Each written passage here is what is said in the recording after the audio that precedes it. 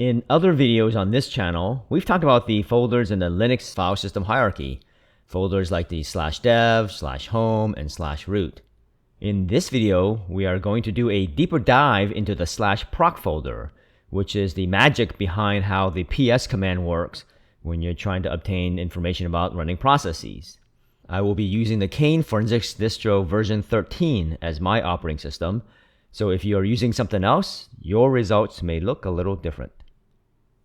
The /proc folder provides information about processes that are loaded into RAM as well as other system information. The /proc folder is actually more than just a folder. It's actually a special virtual file system. We can use the df command or the drive free space command to see the mounted file system. We can also use the mount command to look at all the mounted file systems. The default has a lot of mounted file systems, so let's narrow it down by grepping for just the word proc. All right, so now we see that proc is mounted to /proc, and it's of the file system type of proc. That's a lot of gobbledygook. So what on earth does that mean? Let's start by looking at the /proc folder to get a better idea of what I'm talking about. I'm going to do a ls command with the -F option, which will add a type indicator to the file name. What we see are a bunch of folders, which are named with numbers, and then a bunch of regular files. So you can see that the names that end with a / are folders, and the ones that are without the trailing / are just plain files. And there's other special ones like these that are ending in the @ symbol, which are links. The folder names are actually the process IDs of the active processes on this running system. So I'm going to go ahead and run ls again, but this time I am going to add the -v, lowercase v option to get more of a natural sort of the file names instead of the default alphanumeric sort. So as you can see, if we have it displayed in this manner, we can see the process IDs in numerical order. So it's just easier to see what's going on. All right, let's take a look at PID number 1, okay, which is always going to be the systemd or init process for Linux. So I'm going to do an ls-l of /proc/1. Notice that all the files here are owned by root, who is the owner of process ID number 1. So if I tried to read any of these files, I would either need to be root, or the file would have to have permissions that allow others to read it. And we can see here that some files are readable by everyone and some are not. So let's go to a folder that we can actually read consistently. I'm going to go ahead and run a ps command to see what the processes the current user is running. And we see the PIDs of 129.565, 235.034, 235.119. So look at the output from our ls command earlier. We see the folders of 129.565 and 235.034, but not 235.119. So let's run the ls command again and see if we can see it. So no, we don't see folder 235.119. But why? I said that this is all the running processes, right? Well, it is because the folders only exist for running processes. PID 235.119 was associated with the ps command that we ran and completed earlier, right? So once it's complete, it's no longer an active process. So that's why when we run the ls command to take a look at the folders, the associate folder for PID 235.119 was not there. We can run the ls command with the -l option to obtain the long format, and then the -d option to obtain information about the directory itself and not the contents of the directory. So let's go ahead and do ls-ld of /proc1 and /proc235.034. So here you can see that /proc/1 is owned by root. Okay, whereas PID 235034 is owned by the current user of Blue Monkey Forensics. So basically the owner of the folder is the owner of the running process. So what's in each of these numbered folders? Well, let's do a CD and then an ls to see. So I'm going to CD into the folder for PID 235034 and then do an ls. So the contents of each PID folder is pretty similar in that they all have files that are informative as to what's going on with that particular process. Some files of interest are like the command line file. So let's go ahead and cat it out. So with the command line file, we see that it actually gives the command that was executed from the command line. And we can match that up with the ps command with the X option to display the actual command line instead of just the command by itself. All right, so now we see that that process of 235034 is in fact executing a dd command with input file and output file specified. So when we looked at the contents by using cat, we get a string of characters which may resemble a command, but there doesn't seem to be any spaces, right, in between. There actually are, we just can't see them using the cat command. But if we use something like a xxd, we do see that actually there are null characters, a 00, in between each of the blocks of text, like dd, and then the if, and then the of specifications. And then the less command will actually show that there are characters there in between the words of dd and if, and then subsequently between urandom and of. Another file of interest in each of the PIDs folder is the environ file. So if we take a look at that file, it says that it is a binary file, but let's go ahead and look at it anyways. All right, so you can see that it gives the names and values of the environment variables which were set at the runtime of that particular command. So things that may be of interest is the shell that it was executing under, right? So in this case is bin bash. Another thing that's of interest is the working directory where the command was executed. So the pwd was a folder under the home folder of Blue Monkey Forensics called evil place. Another file of interest in each of the PID folders is the fd folder. So let's go ahead and do a ls-l of the fd folder. So what we see here is 3 files, and they're all actually links that point to other files. And basically the file names are 0, 1, and 2, which are associated with the standard in, standard out, and standard error. So in this case, the file descriptor for 0, which is the standard in, is pointing to /dev/urandom. The file descriptor of 1, which is the standard output, is pointing to /dev/null.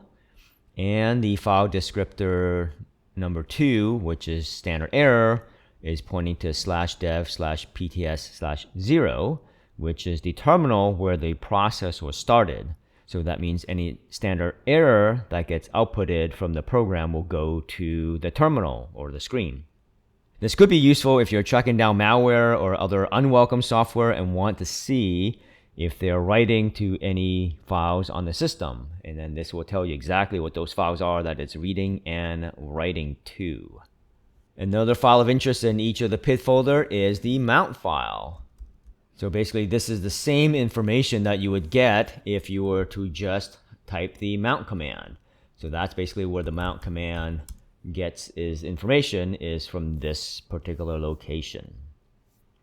And there are 2 special files that are also here, and we can use the ls command with the -l option to take a look at them. And they're the cwd and exe folders. And again, we can see that they are link files. The file cwd links to the current working directory where the command was run. So in this example, we see that the file is being run from the folder named evil place, which is inside the Blue Monkey Forensics home folder. And so if you're chasing down malware, this could give you a good idea of where the malware is being run from, and possibly where it's storing information. The other file is the exe file, which links to the binary that was run. In this example, we see that I ran the command dd, which was inside of the /home/blue-monkey-forensic/evil place. So we can go ahead and take a look at that particular binary file.